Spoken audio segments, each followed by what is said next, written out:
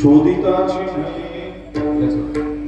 ताकद दिल्यावर थोडसा शोधिताची नये म्हणून ओळखितो पाय आता दिसो नाही जना ऐशे करी नारायणा परतोनी मन गेले ठाईच मुरोन आता दिसो नाही जना ऐशे करी नारायणा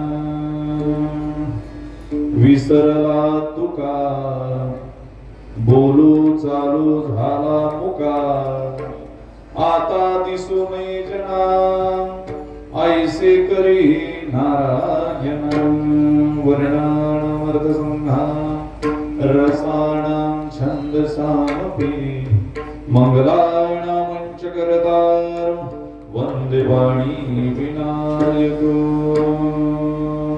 छवि ललित कमल कोटि सं नवनीलांबर धारिणी शशिवलिन कंज विलोचनी श्री चंद्रिका मृदुहासी आनंद घन गोविंद मंदिर निवास घनश्याम सहित जातिर्के घनश्याम हिता पूर्णी योंत प्रवेश मम वाचमिमां प्रसुप्ता संजीवयते किल शक्तिधर स्वधाम्ना अन्यावंश हस्तचरण श्रवणत्वगादि प्राणान्नमो भगवते पुरुषाय तुभ्यं पंढरीचा देवराया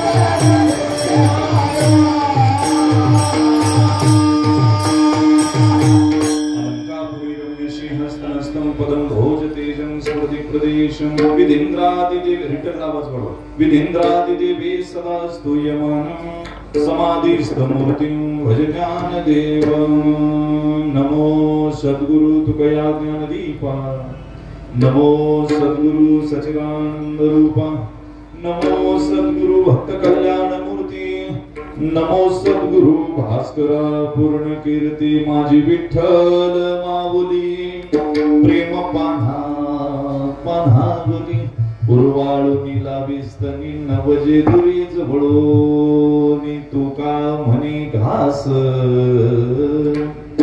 मुखी घाली ब्रह्मरस उर्वाळूनी लाविस्तनी नवजे दुरी जवळोनी तुकाराम तुकाराम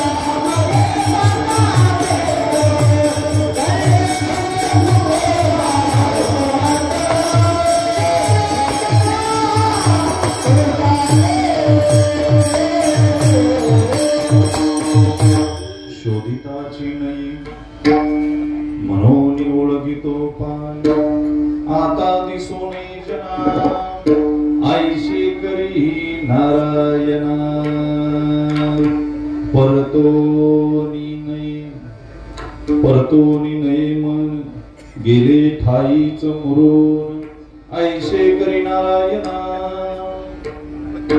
आता दिसो नये जना ऐशे करी नारायणा विसरला तुका बोलो चालो झाला मुका आता दिसो नये जना ऐशे करी नारायणा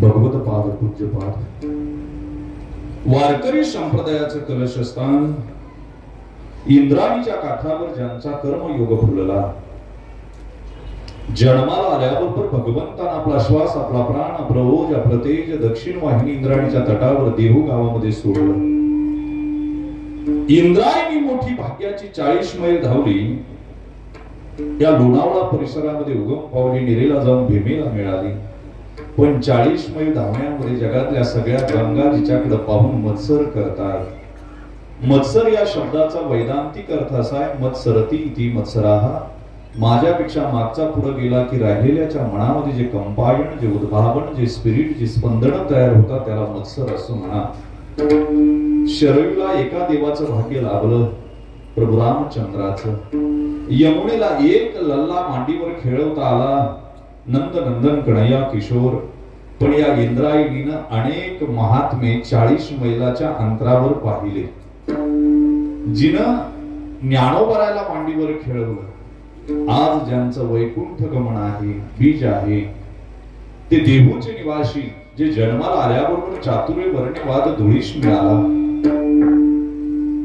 आस्तिकांचे मळे फुलले नास्तिकांचे मळे कोमेजून गेले जे जन्माला आल्याबरोबर रुणकोची पोट खपाटीला जात होती धनको मात्र माजले होते या अवस्थेमध्ये सुद्धा अमृताचा वर्षाव करून अध्यात्म ज्ञान ज्यांनी गरिबांना पाजलं अज्ञान तिमिरातून सूर्योदय व्हावा असं ज्यांचं जीवन होतं भंडारा भामचंद्र गोराड्याला भाऊबंद मानलं दगडाचे टाळ केले पक्षांना सुसुरानं भजन आळवायला लावलं 4200 अभंगाची निर्मिती केली त्याचे 28,000 चरण एखाद्या पतिव्रता स्त्रीने आपल्या पतीशिवाय आपल्या शरीराला कुणाचा स्पर्श होऊ देऊ नये इतकी सावधानता इतकी सजगता इतकी शालीनता इतकी सांस्कृतिकता आपल्या वाणीमध्ये ज्यांनी जोपासली वाणीच्या जीवाग्रावर सरस्वतीला अधिष्ठान दिलं वाणीच्या मध्यभागी तुझी अनवाईन गादीवराया बहुआवडशी जीवापासून परमात्म्याशिवाय कुणाचा विचार केला नाही ते देहूचे निवासी वैराग्यवान साधू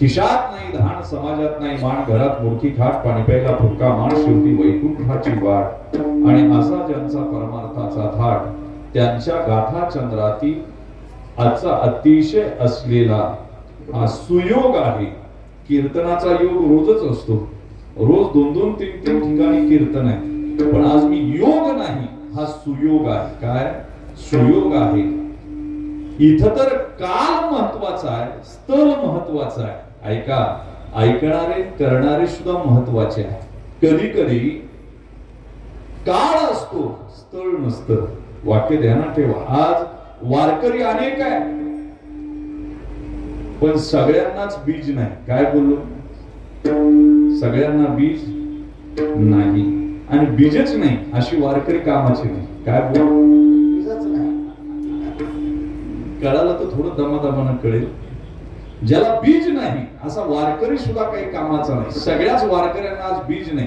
काही वारकऱ्यांना वारकरी आहे आज बीजही आहे आणि ऐकणारे स्टेजवरचे सगळे पाहिले का वा, असं वाटतं काय वैकुंठ अवतरलं गड्या. प्रत्येकानं फेटा बांधला, धोतर घातलं. खरं तर तुमच्या बायकांनी तुमची दृष्टच काढली पाहिजे. असं इतके गोड दिसत आहेत नाही का, परिपूर्णता असते त्याच्यामध्ये. आणि म्हणून खऱ्या अर्थानं चिंतन सांगून जाईल. आज कालही आहे, आज क्षेत्रही आहे का जिथं तुकोबरायांनी व्यापार करत असताना, संसाराची वाताहात झालेली असताना, व्यापारासाठी मिरच्या पुण्यनगरीतून भरल्या आणि खाली कोकण प्रांतामध्ये विकत असताना जिथं विसावा घेतला आणि ज्या विसाव्याच्या क्षणाला नामस्मरणामध्ये आपले क्षण घालवले, तिथे एक काठी रोवली, त्या काठीला पालवी फुटली, भक्ती वृद्धिगत झाली, महाराष्ट्र प्रांत फुलला. आणि या महाराष्ट्र प्रांत फुलत असताना तुकोबराच्या गाथ्यानं वैश्विक रूप धारण केलं. आणि धारण करत असताना तापलेल्या जीवाला शांती देण्यासाठी ती वचनाक्षर काम करू लागली. ते स्थळ म्हणजे आपलं या वाक्षई गावामध्ये असलेलं तुकाराम महाराज झाड पादुका स्थान. आणि या ट्रस्टनं आयोजित केलेला हा सप्ताह आज बीजेच्या रूपानं कीर्तनाची सेवा खर तर भाग्यवान आहे. याच पादुका चरणावर तुकोबराय गाथ्याचं पारायण झालं. गाथ्यातले शब्द परिपूर्ण आहे. शब्द प्रभू विष्णू शास्त्री चिपळूणकर अलेक्झांडर ग्रँडला पत्र लिहितात की तुकोबरायच्या गाथ्यामध्ये काही शिव्या आलेल्या आहेत, तेवढ्या वगळून गाथ्याची पुनर्बांधणी करावी की कसं करावं. अलेक्झांडर ग्रँड पत्र लिहितो, विष्णू शास्त्री चिपळूणकर, मी जरा गाथ्याचा अभ्यास करतो, अध्ययन करतो, निजध्यासन करतो आणि मग तुम्हाला सांगतो की हे शब्द वगळावेत की कसं करावं. अलेक्झांडर ग्रँड गाथ्याचा अभ्यास करतो, चिंतन करतो, मनन करतो, निजध्यासन करतो आणि पत्र लिहितो विष्णू शास्त्री चिपळूणकरला. शब्द प्रभू विष्णू शास्त्री चिपळूणकर, आपण सुचवलेल्या प्रमाणाने जरा गाथ्याचा अभ्यास केला, चिंतन केलं, निजध्यासन केलं, मनन केलं, पण ज्यांचे शब्द स्वयं परब्रह्म बदलू शकले नाही, त्यांचे शब्द तुझ्यासारखा 20 पैसे रोजाचा माणूस काय बदलू शकेल. ज्याला परब्रह्म एका शब्दामध्ये साठवलेला आहे, ते शब्द नाही, ते परब्रह्म आहे. आणि म्हणून गाथा असा आहे, तुकोबरायाची तुलना रामाशी केली जाते, पण अनगडशा फकीर असं म्हणतो, तुका तुकाराम से दो नाम एक अंग, उनका से तू भंग गया, इनका से तू अभंग. विठाला विठाला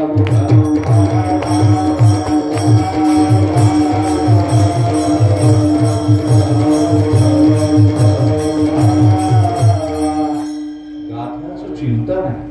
जो गाथा प्रभू रामचंद्रानं सेतू बांधला, भंग पावला, त्यांचा सेतू हा दृष्टांत आहे आणि तुकोबरायचा गाथा हा सिद्धांत आहे. काय बोललो मी कळत असेल तर पहा.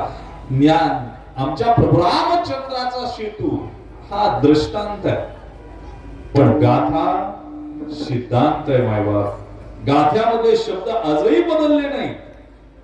450 वर्ष होऊन गेली, एक अक्षर बदलावं असं कुणाला वाटलं नाही. काय असेल मला सांगा, त्या गाथ्याची ताकद आहे. जो वाचणार तोच वाचणार आहे.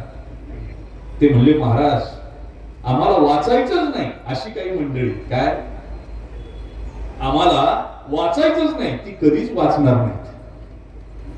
फार चिंतन आहे जगद्गुरु तुकोबरायच्या गाथा चंद्रातून. एक गाथा परिपूर्णतेचं द्योतक आहे. आणि म्हणून काही विद्वानांनी तो गाथा बुडवायचाही प्रयत्न केला. त्यांना माहित होतं हे काही एक पान नाही की बुडवलं तर बुडेल, अख्खा ग्रंथ आहे. म्हणून त्यांनी तशी योजना सुद्धा केली. काय केलं त्यांनी,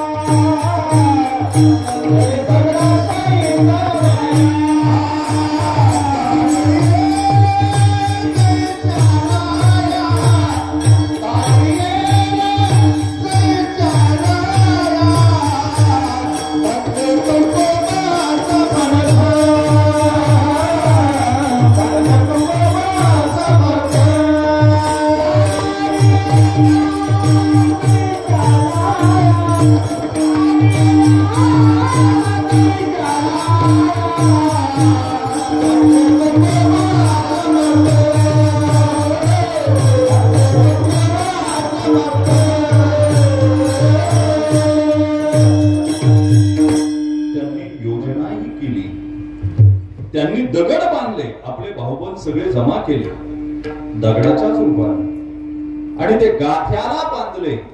तरी जे अभंग तरुण आले की नाही ते जगाला तारत राहिले. भवसागरातून भावसागरामध्ये डुंबवणाऱ्या साधकाला प्रेम देत राहिले ते अभंग.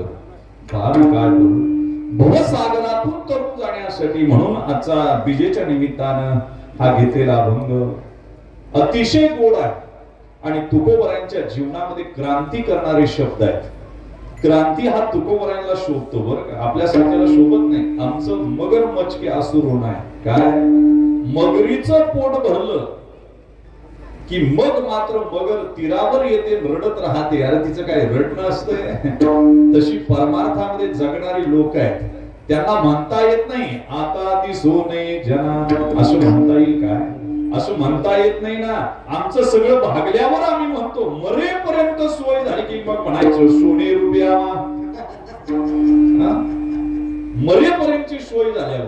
मी कधी कधी विचार करत असतो फार कठीण काम आहे. धोत्राला गाठी बँकेत कोटी, त्यानं तुकोबराय जाज्वल्य सूर्य आहे आणि तुकोबरायला हातात धरायचं म्हणलं तर जळता निखार आहे. काय बोललो तुकोबराय इतके सोपे नाही. माळ घातली, बुका लावला, व्यसन सोडली, दारू सोडली, जुगार खेळणं सोडलं. मुळात माळ घालण्याचा क्रायटेरियाच हा नाही. काय हे सगळं सोडण्यासाठी माळ घालायची, बुका लावायचा आणि वारकरी संप्रदायात यायचा हा क्रायटेरियाच नाही. पहिलं हे सगळं सोडायचं, 10-12 वर्ष होऊ द्यायची, मग माळ घालायची हा क्रायटेरिया. हे सगळं सोडण्यासाठी काय घडतात, प्रमाद ज्ञानानं परमात्मा जाणावा लागतो आणि स्वप्न ज्ञानानं प्रपंच कळतो. काय पहा आजचं चिंतन गोड आहे. तुकोबरायची सिंहगर्जन आहे आणि तुकोबरायशिवाय हे कोणी करू शकत नाही. बरं ज्या ज्या क्षेत्रात जो जो आहे त्याला त्या त्या क्षेत्रात तसे तसे शत्रू आहेत. काय विचार करा, संसारात असेल तर संसारातले शत्रू आहेत. तुम्ही झाडाला पाणी घाला ते तुम्हाला फुलं देईल, सावली देईल, फळं देईल, पण माणसावर प्रेम करा ते उलाटल्याशिवाय राहणार नाही. बरं संसारामध्ये तुम्ही जो खटाटोप कराल याचंच नाव संसार. अजून पुढे काय सांगू, अगोदरच संसार खोटा आणि त्यात तो मृगजळ खोट. काय आणि त्याच्यासाठी तुम्ही धावत राहता. संसरती ती संसार, जो चलायमान आहे, जो भासमान आहे, जो गतिमान आहे, याचं नाव संसार आहे. मायबाप जनावरावर प्रेम जर केलं, बैलाला जीव लावा, रात्री 2:30 वाजता आला तर ते तुम्हाला चाटते. तुम्ही भजनावरून रात्री 2 वाजता गेलं तर तुमचं पोरग दरवाजा उघडत नाही, याचं नाव संसार आहे. 10 हाका मारल्या तरी तुम्ही त्याच्यामध्ये रममान आहात. तुकोबरायची सिंहगर्जन आहे. तुकोबरायला शत्रू झालेच. कधी विचार करा, चिंतन करा. ज्ञानोबरायचा कालखंड हा तुकोबरायच्या कालखंडाच्या अगोदरचा आहे. लरा पांगारकर वगैरे यांनी तीर्थावळ्या सणावळ्या सांगितल्या. आपल्याला त्याच्याशी भाष्य करायचं नाही.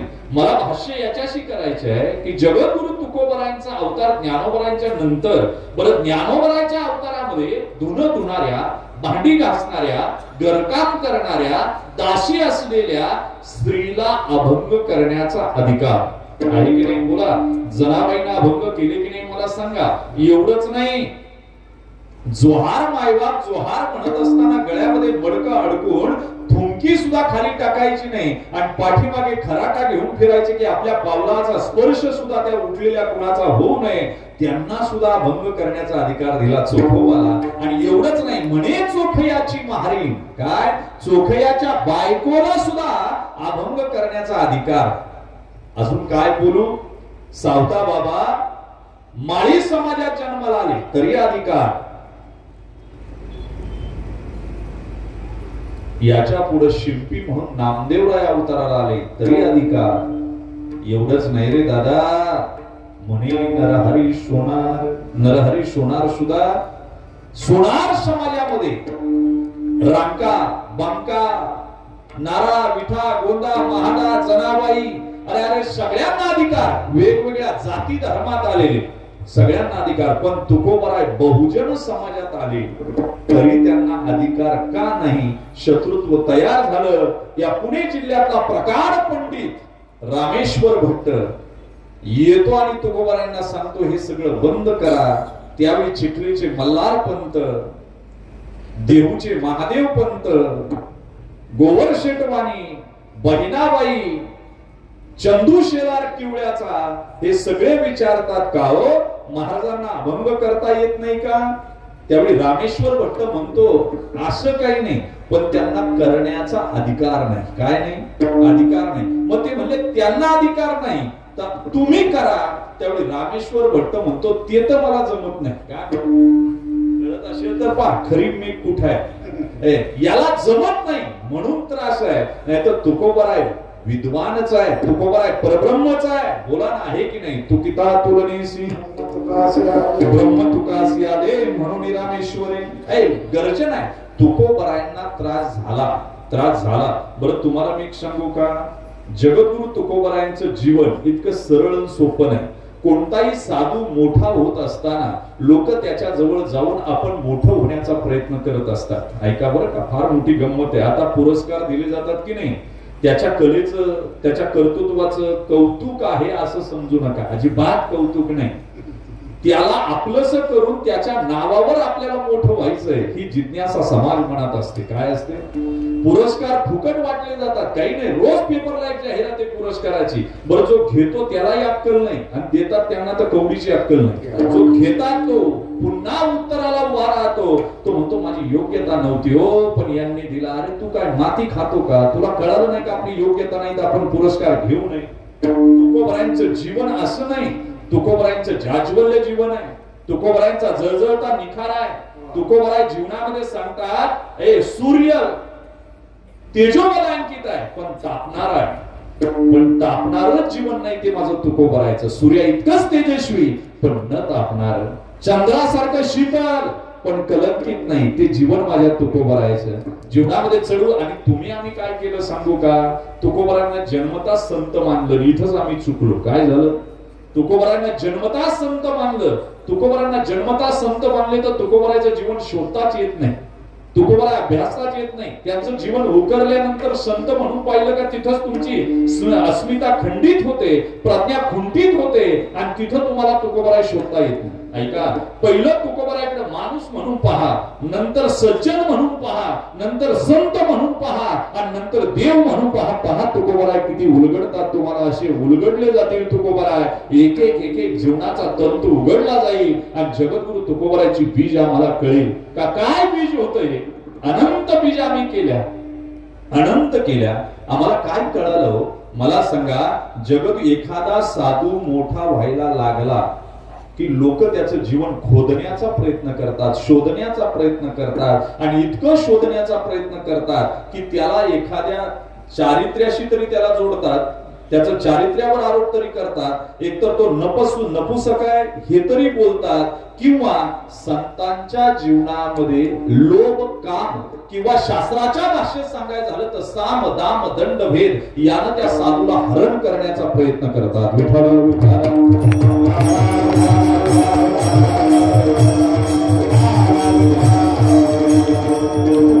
सुद्धा याच्यातून सुटले नाही. लोक काही चांगली आहेत असं नाही.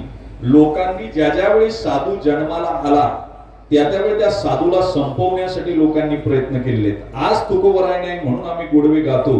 तुकोबाराय सदैव वैकुंठाला गेले म्हणून या बीजा चालल्यात. होते त्यावेळची परिस्थिती काय होती हो? होते त्यावेळची परिस्थिती या देहू गावामध्ये हरिशेठ सारखा पहिला शत्रू तयार झाला. जगद्गुरु तुकोबारायांकडे तो जातो. तुकोबारायांचं घर थकलेलं आहे, वडील थकलेले आहे आणि त्यावेळी हरिशेठ जातो. तुकोबारायांना म्हणतो तुकोबा कामशेतच्या बाजूला जाऊ. अंदर मावळामध्ये मुघलांच्या धाडी चालू झाल्या आणि महामूर तांदूळ पिकलाय. मुघलांच्या धाडीच्या भीतीपुटी शेतकरी पाहिजे त्या भावानं तांदूळ देतात. आपण तो खरेदी करू आणि चढ्या भावानं आणून ती होती विकू. तुकोबारायतला साधू जागा झाला आणि तुकोबारायतला साधू म्हणतो अरे हे तर चांगलं नाही. हे दुसऱ्याच्या अंतकरणानं मृदू सवाय नवनीत तैशे सज्जनांचे चित्त. मायबाप साधू अग्नीच्या जवळ ठेवल्यावर तू पितळत. मला सांगा, पण अग्नी जवळ न्यावं लागतं. अरे इथं दुसऱ्याच्या जवळ जायची गरज नाही. दुसऱ्याचं दुःख पाहून ज्याचं चित्त वितळतं की नाही अंतरावर असून त्याला साधू म्हणावं. काय म्हणावं? त्याला साधू म्हणावं, त्याला संत म्हणावं. हरिशेठ जमायचं नाही मला हे, आणि म्हणून माझ्याकडे पैसा नाही, धन नाही, मला तांदूळ खरेदी करायचं नाही. पण घरी गेले आणि कान्होबाला सांगतात उद्या सकाळी बैलगाडी झोपायची आणि आपल्याला खामशेटच्या बाजूला जायचं, अंदर मावळामध्ये तांदूळ खरेदी करायचा. चढ्या भावानं तांदूळ खरेदी केला आणि घेऊन आल्याच्या नंतर ते हरिशेठनं पाहिलं, पहिला शत्रू तयार झाला. हरिशेठच्या बरोबर मंबाजी बुवा तयार झाला, ब्राह्मण कुळामध्ये जन्माला आलेले, परंतु सदैव तंबाखूची पिचकारी, ज्यांना संध्या माहित नाही, अशा व्यक्तीनं तुकोबरायांना त्रास दिला. त्याचं नाव मंबाजी बुवा. वाक्य ध्यानात ठेवा. जीवनामध्ये शत्रू तयारच होत असतात, तुम्हाला करायची गरज नाही. जोपर्यंत गावात तुमच्याकडे काही नाही, तुमच्याकडे धन दौलत नाही, तुमचा गाडी नाही, बंगला नाही, पोरं नोकरीला नाही, तोपर्यंत तुमच्याकडे कुणाचं लक्ष नाही. ज्या दिवशी तुमच्याकडे हे सगळं येईल त्यावेळी शत्रू आपोआप तयार होतात, त्याला करायची गरज लागत नाही. विठाला विठाला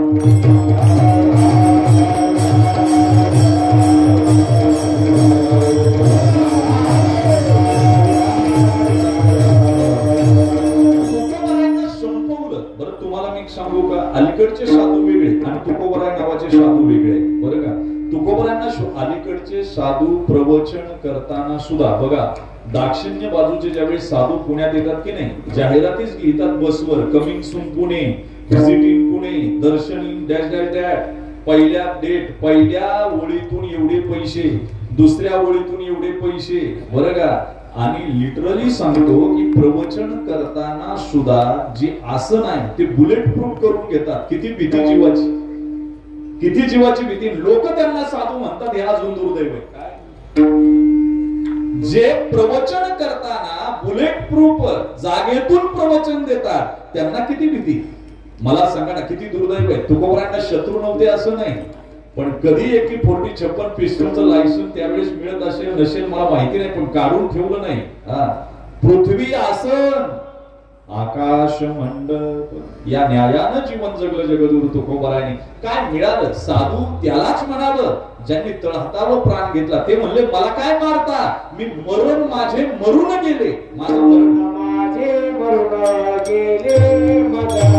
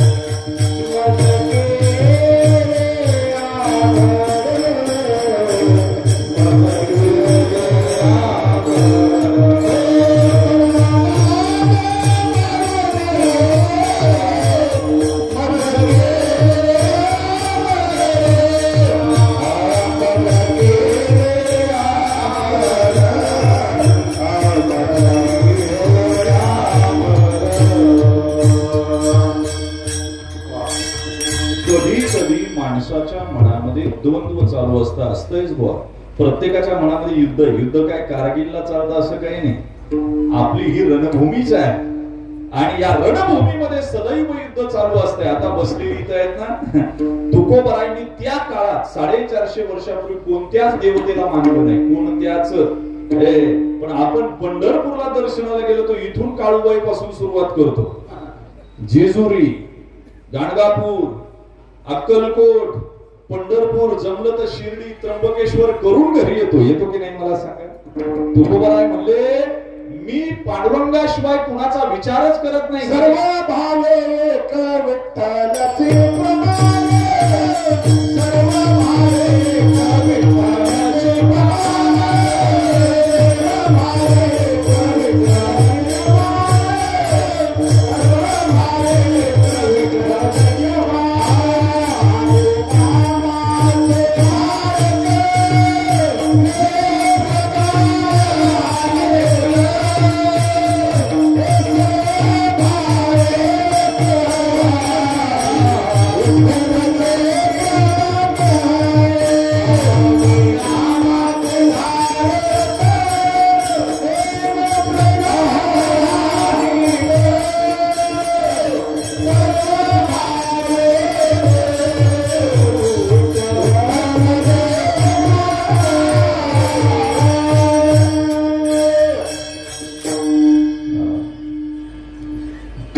आम्ही नामाचे धारक पांडुरंगाशिवाय कोणा, ते म्हणले माझ्या जीवेचे 100 तुकडे होतील, ते कुणाला मानत नव्हते. आता तुम्ही बसलात नाही तर हे काळूबाईला जात असतील नसतील मला माहिती नाही, पण अनंत बरं जावं तर एकाच देवाची श्रद्धा ठेवावी की नाही मला सांगा. जिकडं जत्रेला जाईन तिकडून देव आणले तर तुम्ही घरात देवांची जत्रा भरवता, पुत्री पूजिता, पत्रे पूजिता, गारगुटे पूजिता, जा काळूबाईला जा, काही अडचण नाही. कुठेतरी एका जागी श्रद्धा पाहिजे की नाही मला सांगा. 13वा अध्याय कडा ज्ञानोबा म्हणतात, पार्था कृष्ण अर्जुनाला सांगतात, पार्था हा 7 दिवस माझी पूजा करतो, 8व्या दिवशी एखाद्या वेशेनं ग्राहक चालवावा असा नवा देव धरतो, सांग मी याच्यावर प्रेम कसं करावं. 13व्या अध्यायामध्ये कृष्ण अर्जुनाला सांगतात, पार्था हा आणून मला एका कोपऱ्यात ठेवतो आणि हा तीर्थयात्रा हिंडत फिरतो, सांग याला मी माझं कसं म्हणावं, कुणाची भाषा आहे. आणि म्हणून जीवनामध्ये तुकोबरायांनी बाकीकडे पाहिलंच नाही हो. एक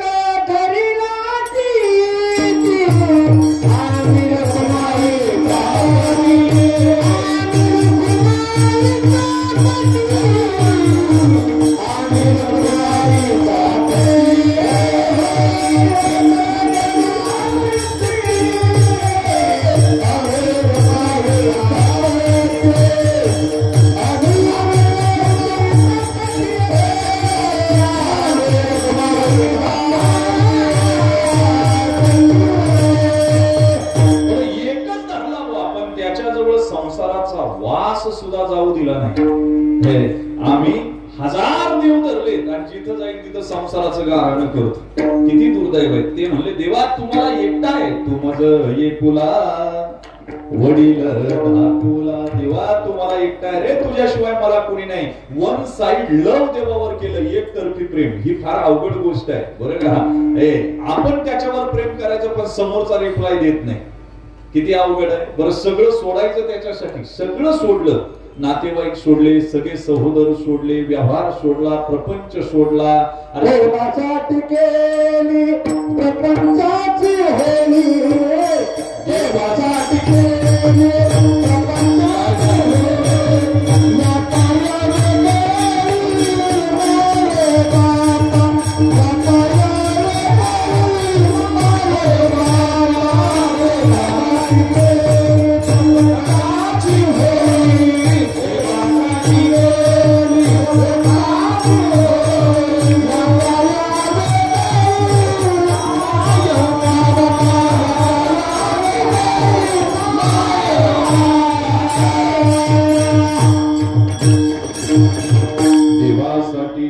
प्रपंचाची होळी पहा. तुकोबरायचा अभंग सोडवायला फार रामायण महाभारत इकडची घ्यायची गरज नाही. वेद हा स्वयंप्रकाशित आहे आणि जर तुकोबरायचा गाथा हा पंचम वेद असेल तर वेदाला उसना अवसान घ्यायची गरज आहे असं मला वाटत नाही. शंकर महाराज असतील, इंगळे महाराज, या सगळ्यांनी जी प्रमाण दिली, दिलीप महाराज, ही सगळी गाथा चंद्रातील आहे आणि उसना प्रकाश घ्यायची काय गरज आहे. ते स्वयंप्रकाशीय गाथा आणि म्हणून महाभारत वेद इकडून काही घ्यायची गरज नाही. देवासाठी केली प्रपंचाची होळी, हा जाळोनी संसार बैसलो अंगणी. आणि पुढे जाऊन बोलू काय, किती टोकाचं बोलतात तुकोबराय. आगी लागो तया सुखा जिये हरी नये मुखा, मज होत का विपत्ती पांडुरंग राहो चिंती, जळो ते समूळ उत्तम धन संपत्ती कूळ, आग लागो त्या सुखाला ज्या सुखामध्ये पांडुरंग चित्तामध्ये राहणार नाही. किती अवघड आहे की नाही मला सांगा. ही टोकाची भूमिका आहे तुकोबरायची. आपल्यातले तुकोबराय जागी झाली पाहिजे आणि जोपर्यंत होत नाही ना माय बाप, मी म्हणत असतो, आम्ही म्हणतो आम्हाला खैस लागला, चेडा लागला, भूत लागलं, तसे तुकोबराय लागली पाहिजे. काय झाले, ज्या दिवशी तुकोबराय लागतील त्या दिवशी झाडाखाली बीज झाली म्हणावं. वाक्य ध्यानात ठेवा, नाहीतर अवघड अशा काही बीजा झाल्या, आपलंच बीज नीट नाही. तुकोबराय म्हणले पाऊस जंगलात, ज्ञानोबराय म्हणले पाऊस जंगलातही पडतो आणि पाऊस सुपीक जमिनीतही पडतो, पण पीक कधी जंगलात येत नाही, पीक नेहमी सुपीक जमिनीत येतं. त्यासाठी आपली जमीन चांगली पाहिजे. काय पाहिजे, त्यासाठी आपली जमीन चांगली पाहिजे. मी बोलताना बोलून जाईल, तुकोबराय पचण्यासाठी खूप अवघड आहे, डायजेस्ट होणं फार अवघड आहे. बाकी सगळे संत टिचून खासान तुम्ही, काही अडचण नाही, पचवता येतील, पण तुकोबराय पचवणं फार अवघड आहे, फार अवघड आहे. कधी कधी त्यांचं जीवनच कळत नाही, संघर्ष आहे. जेवताना कसं टिचून जेवतो की नाही. चरक संहितेमध्ये काही जेवणाचे प्रकार सांगितले. हित भोग आहे, मित भोग आहे, शाक भोग आहे, अभोग आहे. लोक सध्या टिचून खातात, तशी कीर्तन सुद्धा टिचून चालल्यात, काही अडचण नाही. पोरग जन्माला आलं तरी कीर्तने, नाळ कापाय कीर्तने, जावळ काढाय कीर्तने, त्यानं शी केली तरी कीर्तने, त्यानं शू केली तरी, घर बांधाय कीर्तने, घर पाडाय कीर्तने, वाढदिवसाला कीर्तने, 13व्याला कीर्तने, 10व्याला कीर्तने, टिचून चालल्यात. आणि टिचून म्हणजे कसं कळतं काय? आपण म्हणतो टिचून जेवला. टिचून जेवण म्हणजे कपाळ दाबायचं आणि पोट दाबायचं. जसं कपाळ दाबलं जात नाही तसं पोट दाबलं गेलं नाही पाहिजे, याला टिचून जेवण म्हणतात. काय पण कधी कधी शास्त्र सांगतं थोडीच कीर्तन ऐका गड्यावर, थोडीच ऐकावं बुवा, पण चांगली ऐकावं. कशी? हितभोग. हितभोग म्हणजे काय? 5 चपात्या खाण्यापेक्षा 5च बदाम खावेत, त्यानं प्रकृती चांगली राहील. तशी 100 कीर्तन ऐकल्यापेक्षा तुकोबरायचा एकच अभंग आतमध्ये उतरवावा, जगद्गुरु तुकोबराय झाल्याशिवाय राहणार. अरे ती वाड्यात असली लोक सुधारली तुकोबरायला पाहून. संत तुकाराम महाराज पिक्चर आला होता बरं का, प्रभात टॉकीजला, की कैक वर्ष चालला होता. आधी बीजे होते कली, मग बीजा अंकुरले, रोप वाढले. तिथं तुकोबरायांची भूमिका केली होती. मला त्या नटाचं नाव आठवणं बघा आता. विष्णुपंत पागणीश, आता नाव आठवलं बघा. आणि त्यानं काय केलं, तुकोबराय भूमिका करायच्या अगोदर तुकोबरायांसारखी कपडे घालायला सुरुवात केली बरं का. बाराबंदी, पगडी, माळा, गाथ्याचं पारायण करायला सुरुवात केली. हळूहळू हळूहळू हळू ते एवढं बिंबलं आणि तो पिक्चरही चांगला चालला. आणि मग डिरेक्टर त्याला पैसे द्यायला गेला. तो म्हणला पैसे नको. म्हणजे का? अहो म्हणले तुकोबराय कसे होते हे अजून कुणाला कळलं नाही. 450-500 वर्षापूर्वी कुठं होती फोटोग्राफी, कुठं होती, कुणाला चित्र काढता येते मला सांगा. आज जे फोटो पाहतोय की नाही ते तुकोबरायांचे नाही, विष्णुपंत पागणीसाचे. कुणाचे? विष्णुपंत पागणीसाचे फोटो आहेत. आणि तो म्हणला मी एकदा भूमिका केली तर मी घराघरात लोक पूजायला लागले, या पैशाचं काय करू. त्या दिवसापासून त्यांनी तुकोबरायची पगडी, कपडे आणि माळ मरेपर्यंत काढली नाही. दुसऱ्या पिक्चर मध्ये कामही केलं नाही. वाक्य द्या, किती तुकोबराय लागतात याचा विचार केला का? अरे ते म्हणले मी छंदी पंदी खाना पिणारा माणूस, पण जेव्हापासून तुकोबरायची भूमिका केली मी तुकाराम मय झालो. हे जीवन आणि तुकाराम हे मला कळालं. काय तुकाराम हे मला कळालं. आता तुम्हाला किती कळेल, मला किती कळेल हा भाग नंतरचा आहे. ऐका, म्हणून कारगिल मध्येच युद्ध चालतं असं काही नाही. तुम्ही आम्ही बसलात नाही, इथं सुद्धा द्वंद्व चालू आहे. इथं सुद्धा द्वंद्व चालू आहे, इथं सुद्धा युद्ध चालू आहे. संसाराचं ज्ञान हे स्वप्न ज्ञान आहे आणि परमार्थाचं ज्ञान हे प्रमाद ज्ञान आहे. स्वप्न ज्ञानानं काही कळत नाही. वाटसाईच्या झाडावर एक दगड आला, ढग आला आणि ढग आल्याबरोबर लोक म्हणली वा काय सावली आली मार्च महिन्यामध्ये. किती वेळ राहिली होती सावली?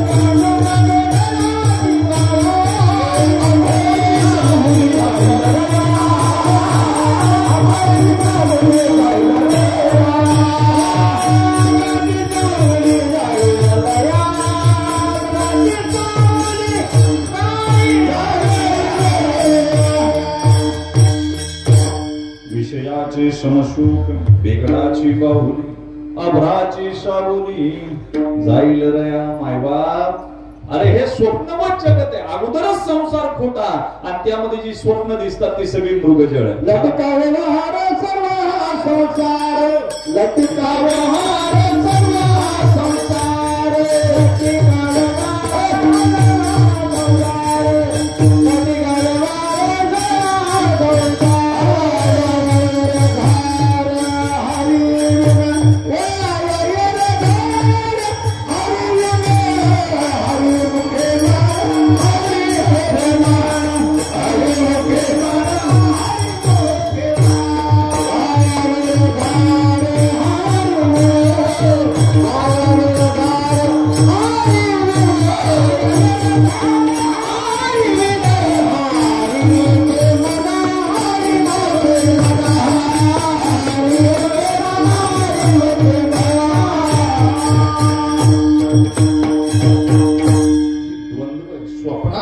उपाशी पहा एक भिकारी सकाळपासून बसलाय, काहीच पीक मिळेना, अन्नही मिळेना. तेवढ्यात एक शेठजी आला, सुंदर जॅकेट घातलेलं, लॉकेट घातलेलं, आणि त्या भिकाऱ्याने सांगितलं, दादा खायला काही नाही द्यावं.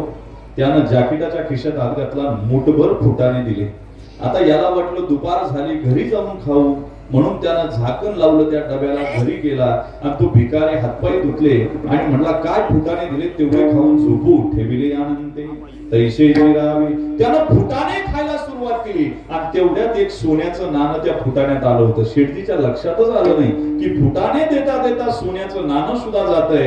अरे अरे अरे, आता याचं युद्ध चालू झालं. दोन मनांचा, कॉन्शियस माइंड आणि सबकॉन्शियस माइंड, चालू झालं याचं युद्ध.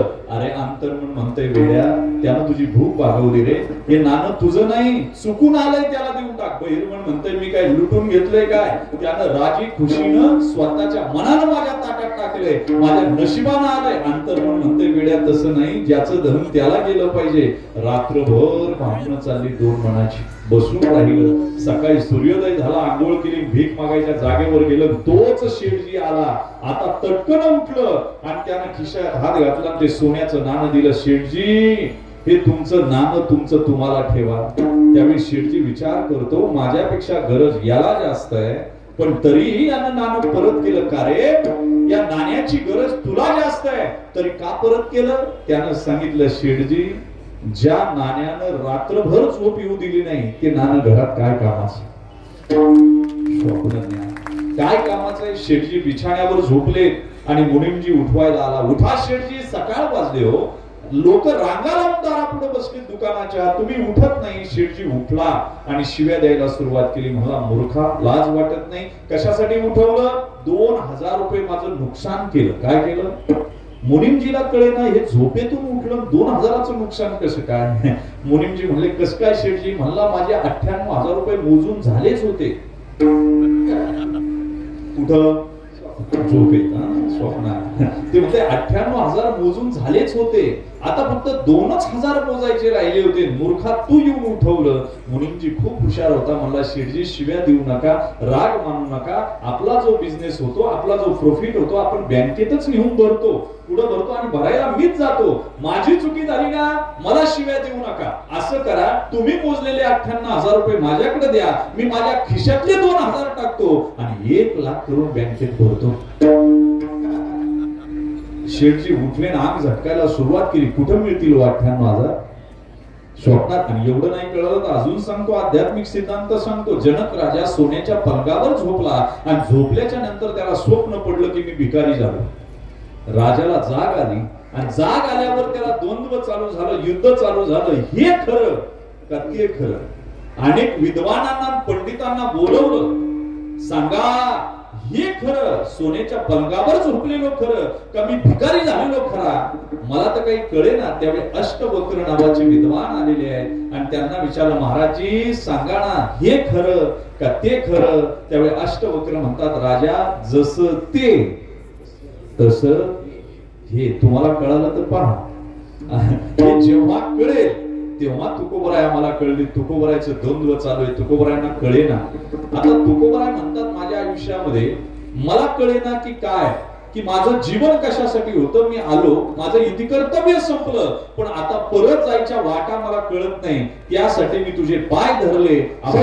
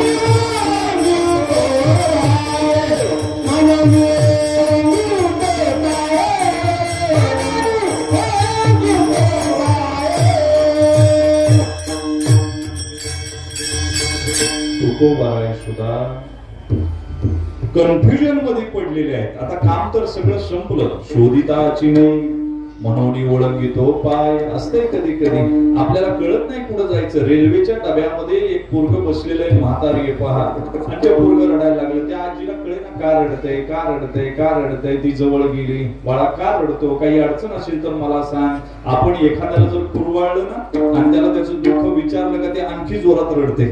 ती रडायला लागली, बाई ती म्हातारी अजून जोरात रडायला लागली. आणि मग विचारलं का रडतो राजा, सांग ना, काही दुःख असेल तर मी मदत करेन. त्यावेळी ते पोरग म्हणतंय मी चुकीच्या गाडीत बसलो. काय म्हणतंय, चुकीच्या रेल्वेत बसलो. म्हातारी म्हणली मग सोपं आहे ना, उतरून जा योग्य ती रेल्वे पकड. तो म्हणला पकडायला काही नाही, पण त्या गाडीत गर्दी जास्त आहे म्हणून मी रिकाम्या गाडीत बसलो. काय म्हणते, कळत असेल तर नाही कळलं तर निवांत समजून घ्या, काही अडचण नाही. ऐका, तुकोबारायांचं जीवन कन्फ्युजन आहे, पण त्यांना परमात्म्याचा फार मोठा आधार आहे. आपलं जीवन कन्फ्युजन आहे, पण आपल्याला देवाचाही आधार नाही आणि नातेवाईकांचा नाही. म्हणून मानसिक अवस्था दोलायमान होते, आत्महत्यापर्यंत जातात लोक. याचं कारण काय, चिंतन जर करू गेलो, तुकोबाराय म्हणतात आता दिसू नये जना. का हो, तुकोबारायचं काय असं झालं की जगाला दिसू नये. बरं, मानसशास्त्राचा बारीक सिद्धांत सांगू काय, प्रत्येकाला वाटतं आपण सगळ्यांना पाहू पण आपल्याला कुणीच पाहू नये. कळलं तर पहा, बाकी फट असते ना दरवाजाची, त्या फटीतून पाहणाऱ्या व्यक्तीला वाटत असतं आपल्याला आतमधलं सगळं दिसावं, पण आपण मात्र दिसू नये. तुकोबारायांचं असं, याला शास्त्रानं संस्कृत भाषेत आणि मराठीत सुद्धा छिद्रान्वेषी जीवन म्हटलं. काय म्हटलं, जिथून छिद्र आहे तिथून सगळं पाहायचं. बरं का, लोक शोधतच राहतात. 100 मीटरचा सफेद कपडा लावला आणि त्याच्यावर काळा डाग लावला आणि 1000 लोकांना बोलवलं, काय दिसतंय, काय उत्तर येईल. 990 लोक सांगतात काळा डाग आहे, 10च लोक सांगतात मोठा कपडा आहे हो, छोटासा काळा डाग आहे. काय सांगतात, छिद्रान्वेषी जीवन आहे. कुठं काही सापडतंय का हे लोक पाहत राहतात. पण तुकोबाराय म्हणजे आमचं जीवन तुम्हाला काय सापडल, दीप घेऊन या भेटे हा विचार अगटीत उधळीता माती रविकळा मळे, हे कैसे नकळे भाग्यहीना. काय म्हणतात तुकोबाराय, अरे भाग्यहीन लोकांना काय करणार, माती उधळली म्हणून काय सूर्य मळत असतो काय. आपल्याकडे म्हण आहे, सूर्यावर थुंकला म्हणजे काय सूर्य खराब झाला काय, ती थुंकी पुढे येत असते. तुम्ही बसलेले सगळे जण आहेत ना, तुम्हाला मी जर म्हणलं ना हात पुढे करा आणि तुमच्या हातात माती दिली, उधळावरती म्हटलं, तुमच्या अंगावर काय पडेल हो.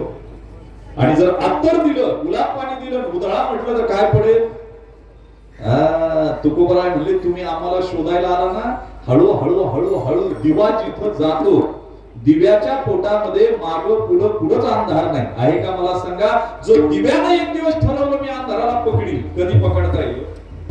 अंधार जर दिव्याला पकडायला गेला तर तो अंधारच राहणार नाही. तसा कितीही नादान, कितीही अशिक्षित, किती मंदमती माणूस जर दिव्याला पकडायला गेला, तुकोबाराय रूपी सूर्याला पकडायला गेला, तर तो मंदमती राहणारच नाही, तोच तुकोबाराय होईल. काय होईल, वाक्य ध्यानात ठेवा. आणि म्हणून लोक शोधतात का हो, लोक म्हणतात तुकोबाराय गेले. तुकोबाराय गेले नाही, तुकोबाराय इथंच आहे, इथंच आहे. तुकोबारायांना कळालं माझा आता अवतार संपलेला आहे, माझं काम झालेलं आहे, माझं सगळं उरकलेलं आहे, काही राहील नाही. बरं, जीवनातला संघर्ष काय बारीक आहे असं समजू नका. तुकोबारायांच्या जीवनातला एक एक संघर्ष सांगायला गेलं कथानुवादाच्या दृष्टीनं तर तुमच्या लक्षात येईल की तुकोबारायांचं जीवन किती गतिमान होतं, दुःख किती पेलावं लागलं. एका वर्षात घरातून किती मैत्री निघाल्या तुम्हाला काय सांगू. आईबाप गेले, मला सांगा, बाप तर विठ्ठल विठ्ठल विठ्ठल विठ्ठल माळ जपताना करता गेले आणि जपत असतानाच मान कोलांडून दिली. त्याच्यानंतर आई गेल्या, आई गेल्याच्या नंतर तुकोबाराय रडायला लागले, रडायला लागले.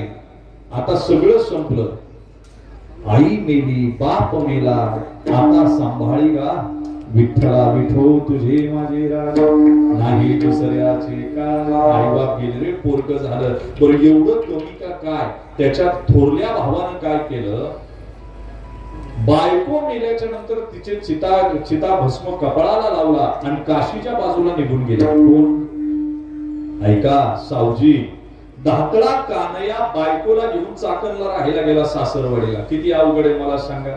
बरं, काही लोक लवडच असतात. हरी शेठनं कान्याला भरवलं, म्हणला देणेदार जे आहेत त्याच्यावर तुझ्या दादांच्या सह्या आहेत आणि येणं जे आहे त्याच्यावर तुझ्या सह्या आहेत. येणं खतपत्र काढून घे आणि देणं जे आहे ते तुकोबराच्या ताब्यात देऊन तू बायकोला घेऊन निघून जा. काहींना याच्यातला आनंद असतो. वाक्य ध्यानात ठेवा. काही नाही, पण तुम्हाला एकच ध्यानात ठेवा, काळाची चापट इतकी जोरात बसते का रिपट अख्खं गाव ज्याच्या पाठीशी असते त्याला तुकडा मिळत नाही. याचं नाव कर्म आहे. तुम्ही जे जे कर्म करा, ज्या हिरोईनला पाहण्यासाठी डोळे फोडीत होते की नाही, ती टब्बात मध्ये बुडून गेली, याचं नाव काळ आहे. काळ तुम्हाला सोडित नाही. तुम्ही जे जे कर्म करा ते तुम्हाला भोगावंच लागणार. आणि म्हणून हरिशेठनं सांगितलं, कान्हैया बायकोला घेऊन गेला. अरे ह्या सगळ्या गडबडीत तुकोबरायांनी दरवाजा लावला, एकांतात बसले आणि तुकोबराय ढळ कसा रडू लागले. मला सांगा, अरे आवली आईसाहेब, मंदोदरी, तारा, सीता अशा हजार जन्माला जरी आल्या ना तरी माझ्या आई साहेबांची तुलना करू शकत नाही. ते म्हणजे आवली आई साहेब. वाक्य ध्यानात. एवढ्या मोठा पतिव्रता, एवढ्या मोठ्या पतिव्रता.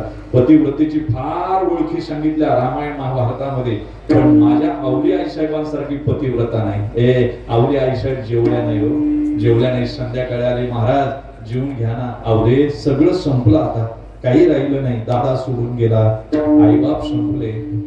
धाकला कान्हैया बायकोला घेऊन गेला. आवले कान्हैयाला सांगत होतो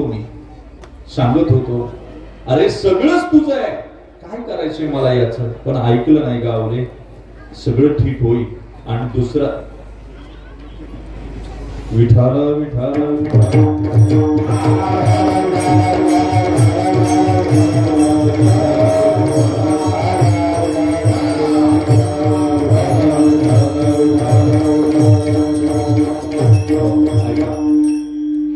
तुकोबरायांनी आवलीला समजवलं, ठीक आहे बघू जसं परमात्मा करी. राहू द्या आता, राहू द्या, फक्त द्या, मागे बसा. फार गोंधळ व्हायला लागला. संपवायचे मलाही चिंतन. ते मरण भला असा विक्षेप असतो पहा चिंतनामध्ये. बसा, ऐका. दुसरा दिवस उजडला आणि यदू सावकारानं चाकणच्या आमिनाला हाताशी धरलं आणि घरावर जप्ती आणली. काय एका मागून एक संकट. मला सांगा, देव सुद्धा परीक्षाच पाहतो. आणि देव चांगलं पहा, कृष्ण अवतारामध्ये त्या गवळणीने रांगोळी काढली, भगवंतानं पुसली आणि त्याच्यावर लघवी केली, निघून गेला. का पुसली असेल? कारण पहिली रांगोळी पुसल्याशिवाय दुसरी रांगोळी काढताच येत नाही म्हणून पुसली. दुसरं कारण, कमळ हे कीर्तीचं प्रतीक आहे. संसार नावाचं कमळ फुललं तर परमात्म्याची रांगोळी कधीच निघत नाही. म्हणून तुकोबरायाचा सुद्धा संसार विस्कटला. अरे घर ताब्यात घेतलं, पोरं सगळी राहायला आली, सगळ्या अवस्था एवढ्या भयान झाल्या. तुकोबराय मंदिरामध्ये भजन करतायत आणि महादेव धावत आला. बाबा, यदू सावकारानं घर ताब्यात घेतलं. चाकणचं आमीन बी आलाय, तराळ बी आल्यात, गाव पाटील बी आहे. अरे तुकोबराय पळत आले, पाटील पाटील माझ्याकडे येईल तशी ती. आता जमायचं नाही. यदू सावकार म्हणला बाहेर निघावं लागेल. त्यावेळी आवली म्हणली, का रे सावकारा, इंद्राणीच्या डोहात उड्या टाकून मरावं की आम्ही काय करावं?